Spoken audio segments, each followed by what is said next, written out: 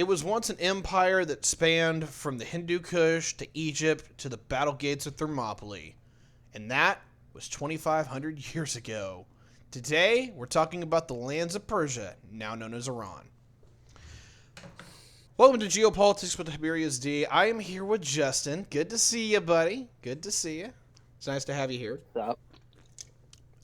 There's quite a few things I need to go over real quick. First of all, for those of that watched the last episode, I do apologize. Not only did I upload Saudi Arabia late, but it wasn't my best work. I was really, really tired. But huzzah! I have had a nap before we did this episode, and so I'm well rested and ready to go.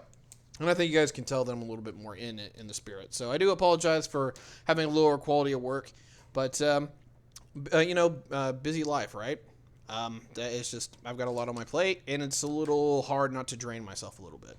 So, if you want to help alleviate that, definitely, if you're on the Twitch, participate in the donations. In YouTube, there's a donation link as well. If you're listening to the podcast, we don't have anything direct there, but simply, if you're willing to do that, contact me. I'll get you at least a link to help us out.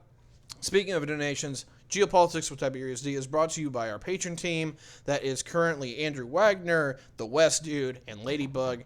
Thank you very much for your support.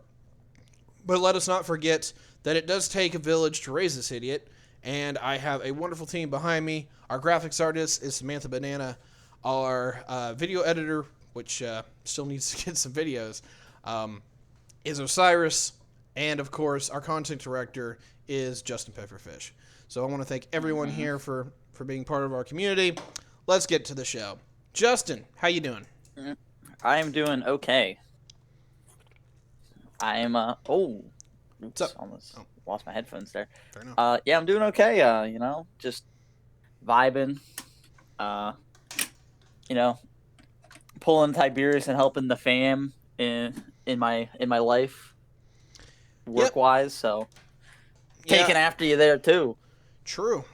Yeah, we're gonna be looking for another host on Fridays by the looks of it. So it'll be interesting to see what happens. But if you would, we're all talking about Iran. Start us off. What do you how do you want to take this about? Well, I think it's best to start with the history. The cooler version of Iran, in my opinion, Persia, which is what it should be called today. If I had my say, it's a way better name. It sounds way more menacing. Their current name is like part of a song now. Like I ran so far away. But it's not menacing, right? Like if I was down the barrel of an Iranian's gun, I'd sing that song to them, and they'd probably shoot me in the face, to be honest with you. But I don't think they would appreciate it, but Probably let's start with the history. What is right. the history of the state of Iran? All right, so obviously the history is very, very long, and if I'm going to be honest here, this could be the longest episode I've ever done. There's some good news and some bad news here. I don't know Persian history in full context. However, I do know quite a bit more than I have with a lot of other Asian nations that we've touched and gone on. I probably know it as well as I know the Turkic episode, although there were some people that were not the most thrilled with me because I was hopscotching around like I always do. But we'll put it this way. Persia really starts off as the great evil menace that we Westerners think of from like 300 and whatever. About in the early 500s BC, the Persian people expand out of the hills of Iran or Persia today, and will eventually build out an empire that goes from the Hindu Kush all the way in Afghanistan and Pakistan, all the way out to Egypt, all the way up into, will eventually try to invade Greece. And of course, this is Marathon, Thermopylae, and all that wonderful jazz. And then eventually Alexander comes and just beats the crap out of them. Let's take with this. So the Persian people basically are built out around the area we know as Tehran, and they have more or less consolidated about half the current country into the Persian people. Remind you that this geography is a little weird, but their history is very much related to the geography, so we'll talk about these intertwined, is that their geography pretty much allows for feast and famine.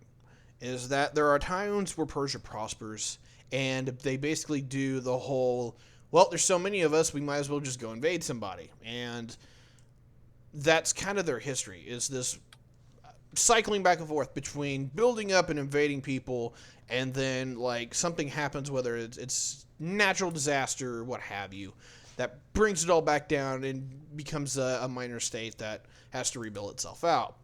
There are many different forms of the Persian state.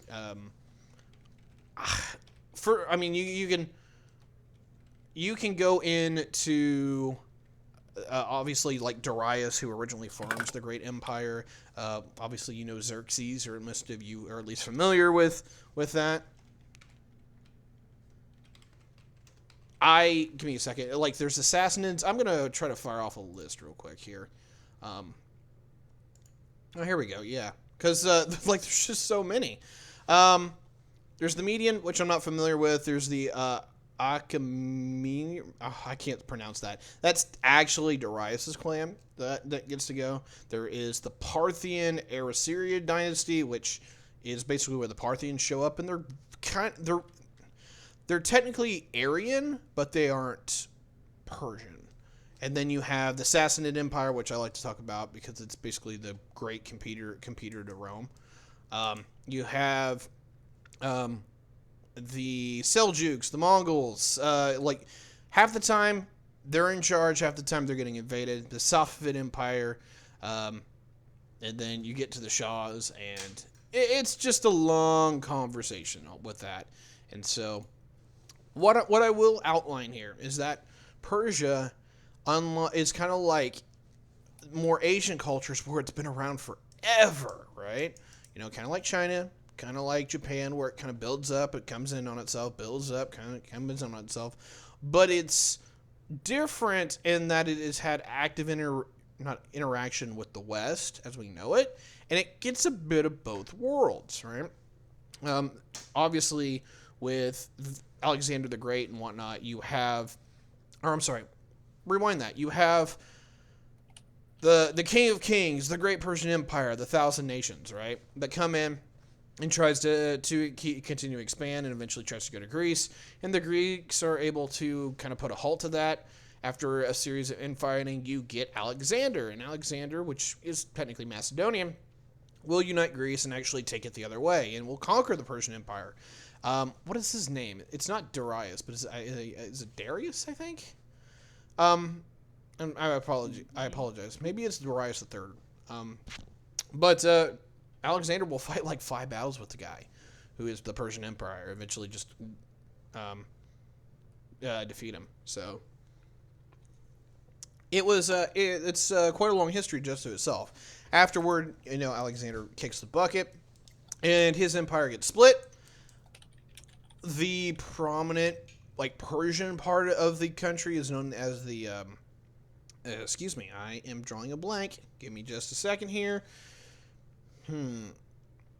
You have the Ptolemies in Egypt, you have Macedonia itself, you had the Seleucids is who it takes over, and that was Antiochus Susalid that takes over in this area. And so he'll build out Persia for a while. Of course, the Seleucids will eventually kind of get the crap kicked out of them by Rome, and that when they eventually kind of collapse, it will be part of the bad times that they'll have to go through. That'll eventually lead into Parthia and the Sassanids. So there you go. Getting up to modern history, let me jump over most of medieval history. There's a lot I can say here, but I'll literally be here for 2 hours. I could literally turn the whole episode into a geography episode, a history episode, and I don't want to do that. That's season 3 when we get there. But I was correct. It was Darius III or Darius III that was fighting Alexander. And thank you for the chat, Dalton Grimont. Appreciate that. Good to see you. So, excuse me for just a second here. I'm going to skip to late imperial history and catch us up from there. And that is, the Persians know the clock's ticking against them. They've been trying to hold it together, and they've watched literally everybody around them get conquered, whether it's Pakistan, which is conquered by the British, or Iraq and Mesopotamia that's conquered by the Ottomans, is that they are fighting to stay. But they're not part of the European technological suite that enables them to become powerful. And honestly, we'll talk about this later, but their geography isn't that great. They'll be defeated by pretty much anyone and everyone circa 1700 consistently, whether it's the Ottomans, the Russians, or even the few skirmishes they have with the British. Fast track this is that they are the only ones that will actually somewhat maintain independence, and they'll largely do that by playing powers off of each other, particularly Britain and Russia. But eventually it all comes crashing down in 1941 or so. The Brits and the Soviets literally split it during World War II. One, they wanted the oil, and two, they didn't want another Iraq situation where basically fascist sympathizers actively started a war zone in the region. So Persia is occupied at this point, and will be occupied until 1945. At that time, it will be split off again, and the Shah is put back in power. You might know this name. For a while, it has a running thing, but he's ousted in a coup, if I remember, in 1948. And they institute a democracy, actually. They institute a republic, and it has elections. And the Americans are not happy with it because it is a communistic-leaning democracy. Now, this is one of my biggest pet peeves about the Americans, is that we could have made overtures to them, and, being a functional democracy that was, for at least that time, relatively liberal, probably could have signed on for them being part of the alliance. But instead, we pull a coup of our own, we put the Shah back in power, and eventually this leads all the way up into the Islamic Revolution. I'm going to rewind just for a minute here. I'm going to talk more about more history leading up to that. So the Shah basically puts some authoritarian nails to maintain power, which, is what you do as a modern-day king. But what it does is that basically it's very anti-liberal. And you'll go from seeing a lot of, basically you can see women in bikinis in Iran or in Persia in the 30s, 40s, and even in the 50s. But going in the 60s, 70s, or 60s and 70s, that will largely go away. It'll become a more theocratic state, very, very conservative.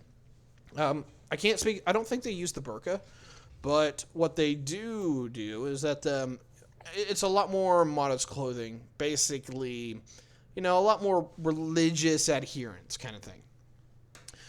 And it doesn't go very well for them. Not only on a cultural, social level, they'll basically have brain drain that will occur from this, and everyone's trying to GTFO. And that will happen all the way up until this very day. There's just not a lot of smart people in Iran. They basically, if you get an education, you try to dip out. And if you don't, well, then Iran tries to turn you into a nuclear scientist and the Israelis kill you. But I'll table that part. In the 1970s, everything goes to real crap for Iran. This is basically when the crap hits the fan. Because, I'm sorry, no, not 19, yeah, not in 1979, there is the Iranian Revolution, the Islamic Revolution. And this brings apart modern Iran as we think of it today. This is with the Ayatollah. This is with the religious leaders in the theocracy that we now know it, which is basically a democratic theocracy, which is a little scary. And this is the whole Jimmy Carter, the embassy getting stormed, and, the hostage situation. Not good, right? And the relations have been very, very poor between Iran and the United States ever since. Probably well-deserved. The year after this happens, and this goes into the 80s now, is where everything goes to crap. And that is the moment that Iran pretty much gives up the hostages, largely get Jimmy Carter out of office. You have the Iran-Contra affair, which kind of makes everyone look a little shady between the Reagan administration and Iran itself, because they're supposed to be our enemies. And you get the Iraqi invasion. And if it's either in 1980, 1981, Iraq invades, and this is Saddam Hussein, which most of us probably still remember, openly invades Iran, and it goes pretty well for Iraq at the start. Iran's military had significant brain drain from the revolution, from all these things that were changing, and it didn't have a technological suite that was building out. And it didn't have like a professional officer corps. It just basically, it was a state without an army, more or less. And where this gets changed up into is that Iraq is like the antithesis of this, is that while it is basically what we would call a fascist state, its military while it is a police military to a large degree, it is somewhat competent. It has artillery, it has tanks, it has planes, it has some idea what it's doing, because they openly would, eventually gas the Kurds and whatnot. But it's a very oppressive regime, but because the fact that Saddam is a military dictator and not particularly the just traditional, I'm going to bribe the crap out of you kind of dictator, Saddam can actually use his military unlike most other leaders in this time and era. And so Iraq proves competent, at least for a while. And they'll basically steamroll Iran all the way up into the real hills in Kuzistan, and I can't remember the other provinces' names. But they'll take about 1/4 of Persia at the biggest point. Iran, as a retaliation, will basically human wave the living crap out of Iraq, because Iran has something on the order of 3 to 4 times the population of Iraq at this point, and still does to this day. And unironically, like the thoughts that you have of Stalingrad, where you basically just send hordes of dudes in and half of them don't have guns, literally a thing that happens here. There'll actually be entire battalions of people that go in with spears, and they'll get killed by the hundreds of thousands. It will eventually turn into one of the most bloody slogs ever. Iran will eventually actually get the upper hand by literally draining the Iraqis of freaking bullets. And so yeah, it is quite a bit of a disaster. But what's the change from Iran from Persia to Iran? Because that's actually a really big conversation, and that is Iran. When the Ayatollahs took over and the Islamic leaders took over, is they wanted to do a little bit of rebranding. They didn't want a state that was just Persian, because they knew they were having a hard time keeping it all together, and they wanted something a little bit more cohesive. So it was a little bit of rebranding. Iran in Farsi is supposed to be, as far as my knowledge is concerned, land of the Aryans. And basically what they were trying to do is that the Great Aryan Invasion way back when, the real Aryans, not Hitler's Aryans that were, a farcical nonsense, they came in something on the order of like 4,500 years ago and basically came to the area and turned it into what it is today. While they're all Aryan, they're not all Persian. And so the whole conversation was basically, hey, look, we're going to have this state that pulls everybody together and says, hey, look, we're actually one people, one common identity. We're not Persian, we're Aryan. And that's the idea of Iran in a nutshell, is that it's supposed to be super unifying. It's not doing very well.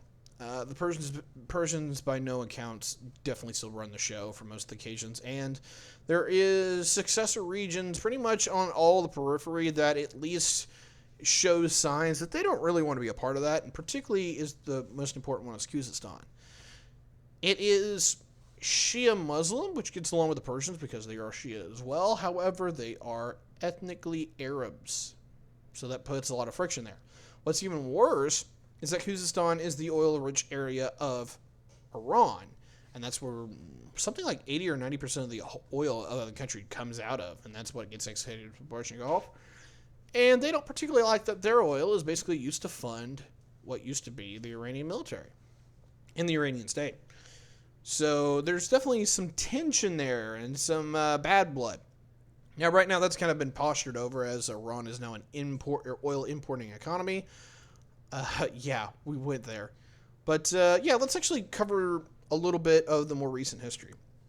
So, what we think of it today is that, number one, Bush came in and said, look, I'm not dealing with Iran. I'm going to do like some hard pressure. There's the sanctions.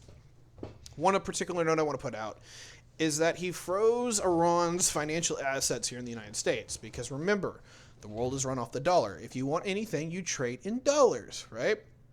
And so these assets were frozen. Fast forward 10 years later, and we have the Iran deal. Actually, it's probably more like 12, 13. Excuse me. Anyway, we get the Iran deal. And one of the things that I saw on Fox News, which irked me so much, is that there was videos of us sending planes over with literal money, stacks of cash. This is true. This did happen.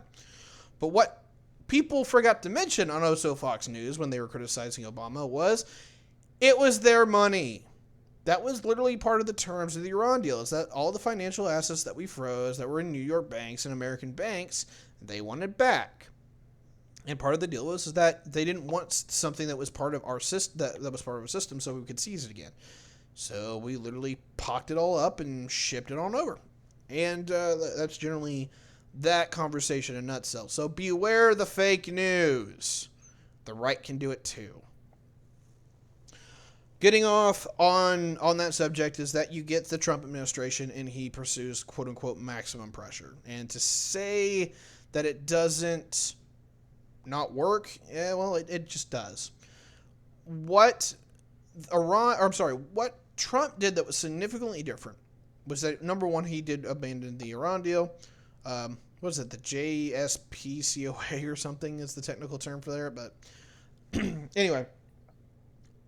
Trump abandons the Iran deal and says, look, I don't want Iran to be a functional power, and he's going to break out kind of like what Bush did, but even on crack. It's going to be the SWIFT system, which I've talked about a little bit here on the show, but I need to do a more like U.S.-centric episode where we talk about SWIFT. But basically, that whole thing about getting dollars to trade, SWIFT weaponizes that. But instead of just freezing assets here in the United States, SWIFT allows you to cut off any point of financial interaction at the point where the dollar is used. Because what you do is you basically say, oh, you use dollars? Hey, that's cool. Either block this person from using it, or we're blocking you too. And eventually, if you go down the chain, enough people are complicit enough where they can the SWIFT system is capable of shutting down any and numerous major institutions. That's what happened. The United States government basically just said, yep, you can't access dollars. And that was the end of the conversation. Iran stopped being a functional entity in the way that we think of it. It's no longer an oil exporting nation. It is now no longer functional. It's no longer functional as an oil exporting nation, and basically a lot of their economic model is offline. However, to be said, Iran does have a domestic economy that isn't completely oil driven, and that's why it's still a functional state to this day, but it's definitely hurt them a lot.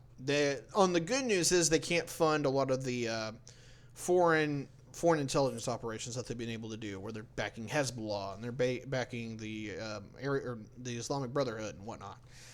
That might be a good thing depending on your politics, but on the other hand is that it basically made it to where the Saudi Arabia has the upper hand in the region. And I've said this as a controversial statement on this show, but Iran wants to rule the region, Saudi Arabia wants to burn it to the ground. Personally, I'd rather have the people in charge that actually want to rule the region, but politics, right? So, on that fantastic bombshell, we're pretty much caught up. So, Justin, I hope you've been paying attention there, my good friend. I have been paying attention, yeah. I've been taking down notes even. Oh, my. Oh, my. So, What do you got? So, I guess let's head back to an earlier part. You mentioned Iran gaining a somewhat functional democracy. Yep. And the U.S. being like, no, get out of here. Mm-hmm. So how does that affect how did that affect our relationship at the time and heading into today? Like where did that leave us for the most part? Yeah, I can overlap. I can go back and kind of highlight this because it's very, very important. The U.S. strategy to this was that we didn't know where that democratic government was going, and we didn't want literally a major oil-producing country in the Middle East to be part of the, the communist sphere of influence. We couldn't, we didn't tolerate it. We're going to afford it. We wanted that oil to be exported to the West. We wanted all that. And so instead of sending out an overture, it's just like, hey, look, we understand you have communist sympathies, but we really want you on our team, and trying to bribe them up, like kind of like what we do with the Europeans and the East Asians and Oceania with like the Marshall Plan, as an example. Mm-hmm. We basically just say, all right, well, if you're not going to join us and play with us, well, then we'll find somebody who can, and that is reinstalling the Shah. That doesn't go over well. Obviously, if I came in and you had somebody that you liked and I just replaced him with my own crony, you'd be kind of miffed, right? And after 20 years of repression and brutality, the Persians got mad. Actually, it was more like 30, but yeah. They got mad and they literally overthrew him in a revolution. And I'll put it this way, right? Any way you slice it, there was no way that relationship was going to hold. Is that we overthrew their government. We gave them somebody who basically was monarchist, and monarchists have a lot in common with some other totalitarian folks that we're not big fans of. And it basically kind of becomes like fascism light.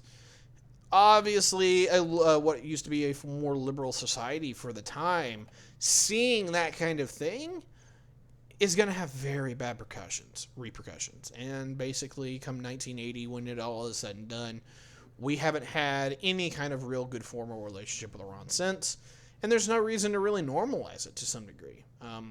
Literally, the only way that you could actually get Iran in the United States to kind of buddy up at this point is basically everyone saying, yep, everyone else is worse, which is not going to happen because of AIPAC. AIPAC is not going to allow that the Americans, abandon Israel. And, man, those Saudis, man, they just buy all our weapons. It's so good. So good. Yeah, this is a relationship that is not set up for success.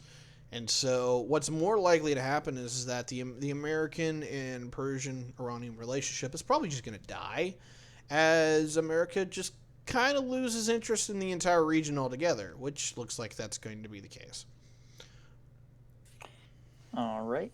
And you mentioned how Trump instituted these very harsh sanctions rather than playing ball with them. He just decided, nope, no.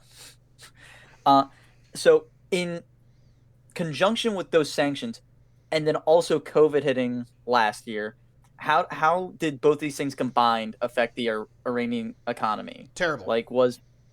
We don't know the full extent because Persian statistics are a little questionable, to say the least, right?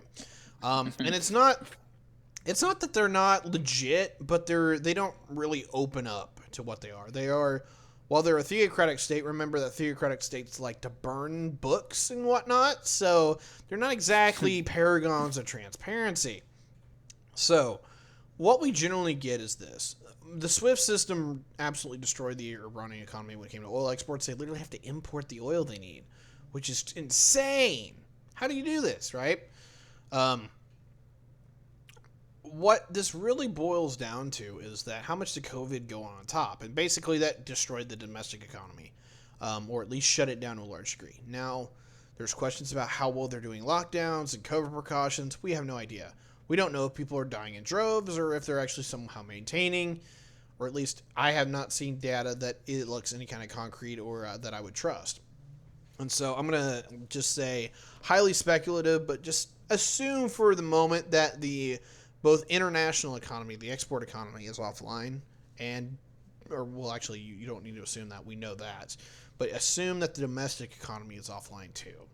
And basically, it's kind of amazing they're not having civil strife, and they very well may be. They are a little pretty good at shutting down media and whatnot. So, oh no, there he is. Drop me for a second. Am I back? Yes, you are. Am I okay? Cool beans. Okay. And then this is kind of just like a an interesting look, but we discussed the last episode how or the Saudi Arabia episode, a little bit about how Iran and China are kind of a bit close. Can you talk about that relationship a little bit and where that developed from, and how it stacks up today with the dying economy of Iran, and how much that hurts them with China, if Sure. at all? Uh, Iran and China aren't exactly close. There's levels where they get together to be a little bit anti-American, but Iran doesn't want to be the sole producer of oil for just one group of people, and particularly as we're seeing relationships die across the world, particularly in East Asia and South Asia, Iran really doesn't want to be in that spot. And they're trying to basically coattails with anyone from India to China to Japan. They are actively trying to seek out and have a relationship there when they can. However, that is in contrary to what's going on with the sanctions. Because the sanctions has Iran very, very upset. And anyone who has been complying with those sanctions, Iran has now openly said that they're out to hijack their tankers. They did hijack a South Korean tanker earlier this year. And so let's not pretend that the relationship is all that well with a number of nations. Now, China has openly kind of said that they don't have any intention of playing ball with the Americans, but they haven't been able to give Iran a second option because they don't want the yen as a trading currency, which means that they really haven't been able to help. It'll be very interesting to see where this relationship goes, but if anyone would actually jump the gun, it was India. India openly said that the day Trump was out of office, they were going to start buying Iranian or Persian oil. I don't know if that's legitimately happening yet. I heard about it, I didn't see it, but the long story short is that was the line in the sand. They're like, hey, look, as soon as Trump's gone, we're ignoring this crap. I am very curious to see where this all goes, but between COVID, between deteriorating relations between the theocratic government of Iran, I don't know what data to 100% trust and who exactly the experts are listening to, because even the experts are a little weary to me. Okay. Um, and then this is kind of an. I mean, we discussed this a little bit in the last episode, but just to reiterate, how's the proxy wars going between Iran and Saudi Arabia? Iran's You can basically kind of having make this one quick. Yeah, But Iran's basically having a scoop. The only one that they're able to focus on right now, the only one that they really are prioritizing is Iraq. They are still vested in either turning Iraq into an open puppet state, which they've done very well in so far, but Saudi Arabia now has most of the assets. Now, we did see a drone strike out of Yemen again very recently. However, the question is that Iran? There might be some materials left over that Iran supplied. Yada, yada, yada, yada. There's a lot of questions here, but there's not nearly as many answers. And so, suffice it to say that if there is like leftover materials of arms and munitions and drones and attackable things, is that we'll see that bleed off, and we'll see attacks that were sponsored by Iran bleed off as time goes on. If not, assume that isn't Iran. Assume that it's another supplier who's supplying Yemen at that point. And there's a list of people that could be doing it. Particularly, just to throw out a name, might be the Russians. It is possible. When it comes to the proxy war, is basically the only one now that matters for Iran. At least what I can discern is that they want to stabilize Iraq, and they want the Sunni or the Shias in Iraq to run it, and if not openly or closetly, bringing it into the Persian fold. It's kind of working, but we're not 100% sure where this goes. I'll remind you that in 2019, there was the Persians and Americans traded shell or rockets. More particularly, Iran basically a few missiles at a U.S. airbase, and Iraq, as a response, didn't say anything bad to Iran. They openly said, "America, get out." Now, we never really honored that, from what I understand, but the long and the short here is that that goes to show where Iraq's allegiances lie. They're far more in bed with Iran than they care about us, and we're the ones that were supposed to be nation building them. So clearly, somebody's winning, and it's not us. And then we discussed on last episode how the goals of Saudi Arabia and Iran are a bit different in what they want to do with the region, where Iran wants to be the overlord of the Middle East, essentially. How are they progressing there? Are there any states that are currently under their sphere of influence at this point, or are they just trying to get it off the ground? Sure. Iraq definitely is in their sphere of influence. I think that's pretty. I think it's pretty solid. I think that's pretty well abundant. Now, for a while there, Lebanon was definitely part of the Iranian sphere. That's Hezbollah. Hezbollah has been funded by Iran for decades. However, Lebanon, if you all remember the Beirut explosion, where that ammonia nitrate plant blew the hell up and took out like half of Beirut, Lebanon's barely holding itself together. There's a lot of talk coming out about it if it's going to fall into another civil war. There's rampant social strife that is in the country because people are having trouble getting food. Social services are having a hard time being restored. The country is literally on the precipice of breakdown. And because of that, it is basically, even if Iran is sponsoring them, they can't build out any cohesive point of power because everyone is upset. Consider that wiped off the board. Anyone else really never fully made it in. There's a bit of a conversation about Assad in Syria, but that's now more of a Russian project, and Iran isn't a big fan of that. In fact, if I remember correctly, they were sponsoring the rebels along with us, which is a little weird, right? And then everyone hates the Kurds. I'm sorry, correction. It's so weird, right? Because we've got our hands in different pots. They have their hands in different pots. If I remember more correctly, although this is not 100% certain, is that the Russians are basically helping out Assad. The Persians are helping out the rebels, and we're helping out the Kurds. But we also were helping out the rebels there for a minute, too. So basically, there's a jostling of hands, and every now and again, somebody might find out, it's like, oh, wait, we're helping them too? Well, we're abandoning them. We're abandoning them because you guys suck. It's really weird what's been going on with Middle East dynamics, particularly with Syria. Syria is just the biggest cluster screwball I've ever seen. So, on that note, I'll end that part. All right, well, that's it for follow-ups on the history for me. Let's jump to the geography. What's the geography that empowers Iran or hurts it? It hurts and helps. I would say it's almost about a medium. It is semi-arid, like most of the region. However, it does get a bit more water. And the reason why is that any water that is able to accumulate in the atmosphere, or that is basically evaporates from the Persian Gulf, is scrubbed out from the mountains of Persia. Hills tend to do that. If you notice that on the rain, there's literally rain sides of hills and mountains, they scrub the air. This is why usually you find deserts next to mountains. Iran is able to get just enough water in certain areas to where they can functionally develop into a state. This is the areas around Tehran and some of the other major areas that are within the hills and the valleys.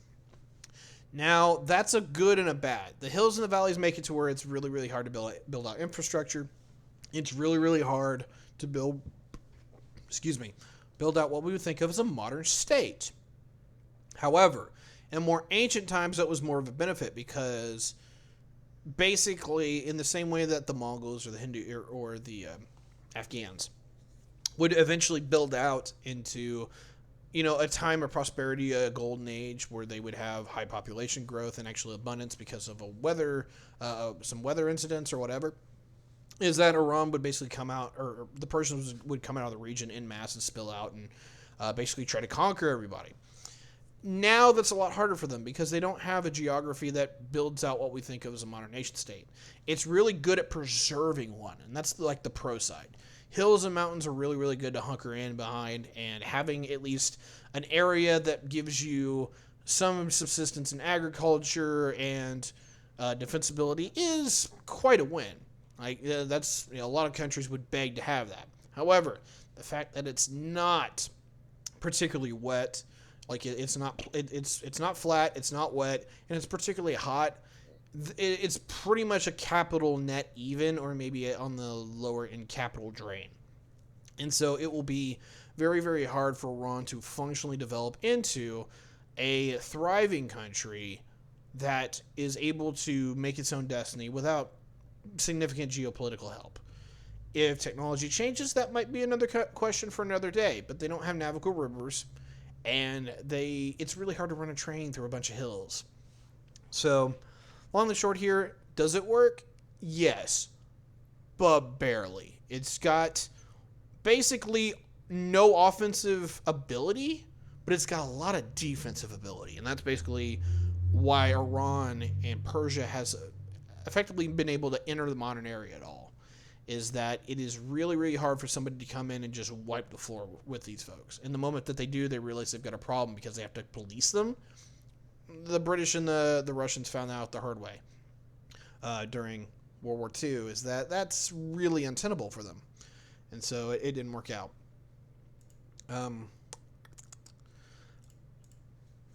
I think that's that in a nutshell. Like, I can talk about certain areas. Kuzistan's pretty dry compared to the rest of the region. There's a lot of evaporation that goes on in the Persian Gulf, and it basically, in the same way the monsoon sweeps up into India and Pakistan, the evaporation from the Persian Gulf pretty much gets picked up and goes up into central Persia, and so the hills scrub it clean, and it's very, very dry air, but at least it rains every now and again.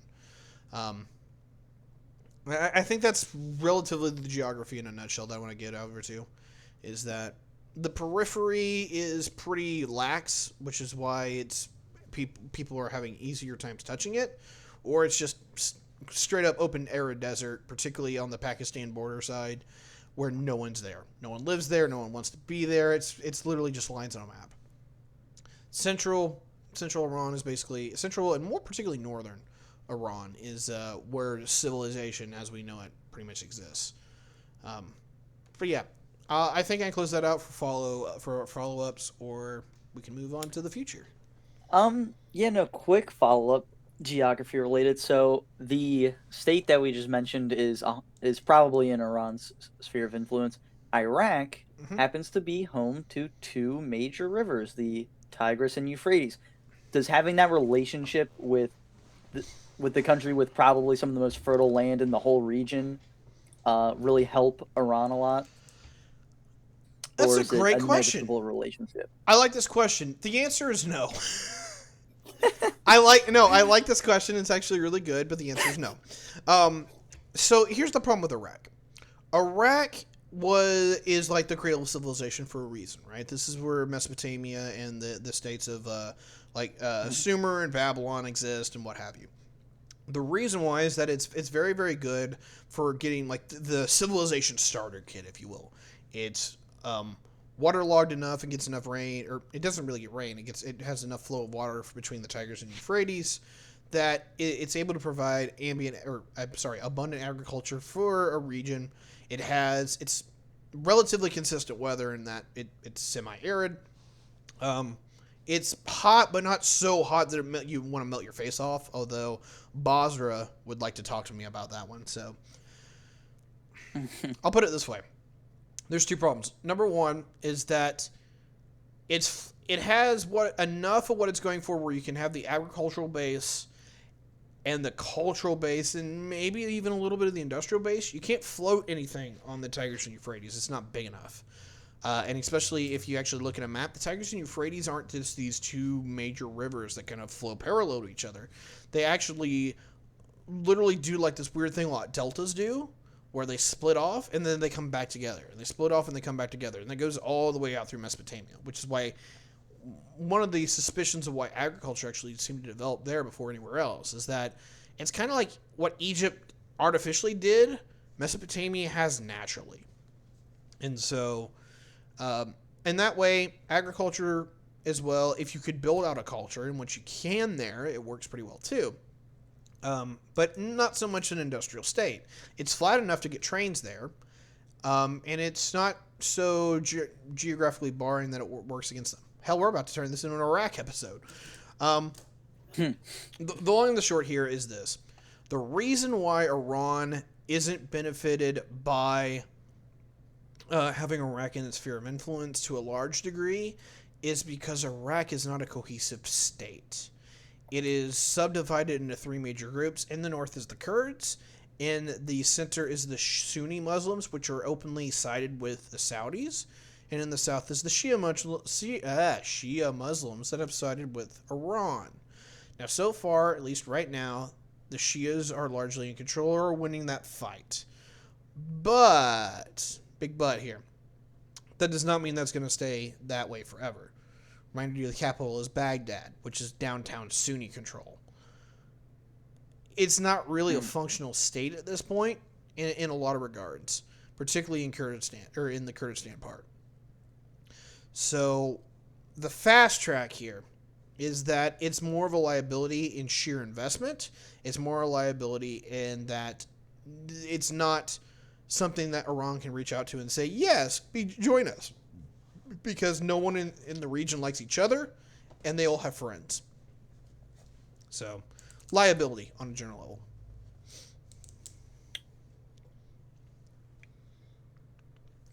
Okay, yeah, I think we can move into what the future holds for Iran. Okay. There's two possibilities here, and I'm going to tell you which one I think it's going to go down. But the first possibility is that they just can't get anything to go right for them, and everything kind of just goes to crap, and Iran becomes basically in every way, sense, and form a third world impoverished nation. There's a few things going on to that, and like the Americans still have a hate grudge for them, and it doesn't mean that they can't just walk in and just screw up everything Iran's going for. Iran doesn't have a lot of friends. They don't really have any kind of people that they can call on. Just mutual, what was it, like mutual enemies, I guess? You know, it's like, oh, well, yeah, we don't like the Americans. Well, you don't like them too? Cool. They're only able to have relationships with people right now based upon who they hate and who they want to, like, reach out and overture with to oppose. Now, that's a good thing as far as, like, the Americans because it's given them some relations with China and Russia, but it's bad in that if they have to pick a side in certain things, like, you know, if the Russians and the Chinese don't get along, but more particularly right now, if the Chinese and India aren't getting along, they have to pick sides in that. And that's not beneficial to them at all. And so, Iran could really botch this in a big way. In a more neo-imperial world, that doesn't mean that it's the end of Iran. Which is why I'm going to throw this over to the other possibility, which I think is actually a little bit more likely, is that even if Iran does have a few things that go against its interest, between that defensive advantage that it has, reminder that everyone else is built out upon the American world order. The Saudis can't defend themselves. Their military doesn't work well outside of air conditioning. Now, yes, they can have friends. They can get Israel to help them. They can get all these other people. But Iran only really needs one good ally, such as India or China, that if they can actually get a good benefactor and a decent relationship, my point is to go with India on this one, is that they can have a mutually beneficial relationship that solidifies a geopolitical advantage, which they can build out upon, and basically smack down everybody else in the region. Yeah, Iran doesn't have a lot of the things it needs to be functional in a modern era, but they can buy it. And they can have a mutual relationship where they can get what they need. I don't know who they're going to side with. I don't know which way it's going to go. China has a lot of problems, and I don't believe China is going to be the big superpower that a lot of people do think it is. We'll find out. But I think if Iran's going to make the right choice, the conversation that they need to have is actually with India. Because India has, while I don't think India is going to have some problems, which we talked about in the India episode, I do think that India can provide a lot of what Iran needs, and Iran has everything that India needs in return. India doesn't have its own oil. but it's really, really close to Iran, and it has the ability to propagate military force and military assets into the region. It has the ability to propagate economic efforts into the region, although that's not going to be nearly as powerful as what it is now. The long and the short is, politically, militarily, and economically, these two states line up very, very well to mutually support each other. And it only is a matter of time to find out if they're willing to do that.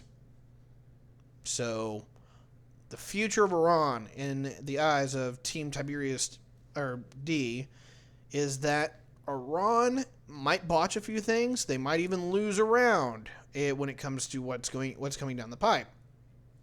But it's very, very possible and very, very likely that Iran will prove to be the victor at the end of the day. And it will be the next major regional power that will not control the Middle East, but at least have major influence in it. The question at that point is, what is the relationship with Turkey? Because those two could go at it. And right now, we'll put it this way. If Saudi Arabia goes to crap, that will pretty much solidify Iran as regional hegemon, or at least in the areas that we really concern around with the Persian Gulf. The question is, will the Turks have a word about that? They might. They might not. They actually might be able to find a beneficial relationship, because the geography is in a state in which the Turks can basically say, look, we're going east, and you can, or I'm sorry, no, the Turks can say, we're going west, we're going to focus on Europe, we're going to focus on the north, and Iran can say, no, we're going south and we're going east. And if they can actually make that kind of mutual integrated relationship because of natural geographic borders, that can be a very beneficial relationship for both. Will that happen? That's a shot in the dark. I have no idea. So, if you have any questions, feel free to have at it. Otherwise, I'm going to start closing it out. So, essentially, it's possible in your mind that Turkey says, "Hey, we want the Mediterranean. That's our thing. We don't care about that Red Sea or that Persian Gulf. That's all you, Iran." And Iran's like, "Cool beans, dude. We'll take all that stuff. There's a lot there to take." It's definitely a possibility. The real question will be with Iran and the Turkish relations, what happens with Iraq? What happens with Mesopotamia? Iran's not going to give that up. Turkey doesn't have a lot of reason to be there. I mean, they could go for the oil that's in, like, Kurdistan, and they hate the Kurds, but so does Iran, too. They have a mutual relationship, and actually that working together and, like, kind of policing the region. And anything that they do to hurt each other on that front just makes it to where the Kurds have an opening. So, the long story short is, I think there's quite a bit of reason to believe that there could be a beneficial relationship there. However, you're also dealing with identity and national pride, and that can be something else entirely. Turkey might just say, no, we're the Neo-Ottoman Empire, we're going to dominate the Middle East, and we're going to dominate, Southeastern Europe. And if you look at history, they were able to do that. Can they do it again? Turkey has a little bit of the technological problem that Persia has, but it's nowhere near as bad. And so Turkey can build out a modern military industrial infrastructure, which means that Turkey has at least definitely the military advantage, has at least some level of economic advantage. It's going to be an interesting dynamic to see what happens in history with these two countries. Also, correct me if I'm wrong, but Turkey is Sunni Muslim, right? Yes, it is Majority? Sunni Muslim. This actually is a really good point, because while Sunnis and Shias don't usually get along, what is part of modern Turkey is that Ataturk made a very secular state, is that he tried to de-emphasize the importance of the religion, and it helped a lot. The problem with Erdogan is that he's trying to ramp that back up, and that if that becomes a thing, that actually is a really big reason why we might see relationship go the other way, where it becomes antagonistic. So, while they're in a position now to get along, that might not be the case going down the line. And so you raise a very good point there. And then also with both these players in the region, just over the Caucasus Mountains is Russia. How does I should have asked this in the history part, but Sure. how does Iran and Russia feel about each other heading into this future era? Because this is a very contested region. I mean, a lot of conflict in the area. So basically, you're asking how the Russians play in all of this. Yeah, because they're quite close. They are close, and they've actually fought like 6 wars in the past. Believe it or not, between the Persians and the Russians. The Russians have won pretty much every one of them, as far as I'm aware. Um, the long and the short here is that with the Russians in decline, I wouldn't say that Iran is in a position to really expand or gain in on that, but that actually is like the trump card with the Turks, is that if the Turks and the Persians get into it, they can always call in the Russians because the Russians hate the Turks. And so it'll be very interesting to see actually a bit of a trifecta there. And I'm glad you brought this up as well. There's a lot of additions we can have here. Is that does Iran and the Russians like each other? No, they've got a bad history with each other. They don't particularly respect each other. Their current relations that people like to talk about is literally just anti-Americanism, and that's about it. There's not a lot more of substance there. The real question is that does the Russian geopolitical strategy harm Iran's geopolitical strategy? The answer is no. Um, the excuse me. Russia wants to go back into Eastern Europe. They basically want to secure its borders against the people they know are legitimate threats, whether that be more minor states like the Baltic states and Poland and Romania, because they are sizable enough that they can be a pain in the ass, or particularly Ukraine, or somebody who's even a little bit more prominent, such as Germany. Um, the Russians don't really want to go further south. They would like to if they could. They would really like to bring in the former Caucasus states of Georgia, Armenia, and Azerbaijan back into the Russian fold because that was part of the Soviet Union. That's kind of their manifest destiny. However, what is important here is that the Russians have the best natural geographic barrier in the region. They control the northern Caucasus mountain range, which is a really good place to hunker down in. And so while they might want to expand into the southern Caucasus mountain range, they don't have to.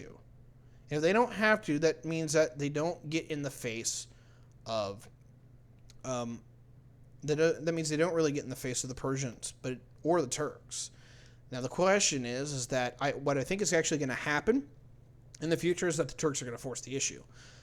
We already saw with Azerbaijan and Armenia being supported by the Russians and Azerbaijan supported by the Turks, that the Turks care about this region. They're going to try to force their geopolitical advantages, which means that the Russians are probably going to have to counter in some kind of way.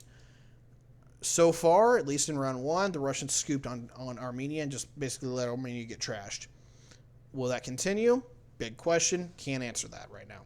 I think they're going to at least going to try to prioritize Europe for the time being. The problem here is this, and I just reminded myself of another issue, is that Azerbaijan has some crappy relations with Persia because the northwestern Persia is full of Azerbaijani, and it used to be part of Azerbaijan before it was split up between Persia and the Russian Empire. There could be levels there where the Turks and the Persians go at it with each other, but there's also rooms for relationships where the Russians and the Persians get together and say, all right, cool, if we're both don't like Turkey, we can find a mutual relationship there, which would be far more beneficial for both of them. So I'll put it this way to close out, because we're down to almost a minute. The future of Iran is possibility. They have options. They have ways that they can maneuver themselves into good geopolitical positions or bad. But we're going to have to find out which way they go. And that's on them. And so it's going to be a fun ride to see where Persia goes. All right. I've been Tyberius D with Geopolitics with Tyberius D. How many times can I say that? I bet you can't guess who I am at this point, right? I've been joined by my good friend, my community coordinator, Justin Pifferfish. He's been absolutely great here. Appreciate you for keeping me on track. It's been a great episode. Very, very much enjoyed this one. Geopolitics with Tiberius D is brought to you by the wonderful patron team of Andrew Wagner, The West Dude, and Ladybug. Thank you very much for your patronage. If you really want to catch this, you can catch this on YouTube if you're listening to this on the podcast here, or you can catch it live on Twitch on Mondays, Wednesdays, and Fridays at 9 p.m. Eastern Standard Time. On that note, I thank you very much for watching. We'll catch you later, and you can contact me on Facebook, Twitter, LinkedIn, and the whole 9 yards. We'll catch you next time. Have a good one, guys.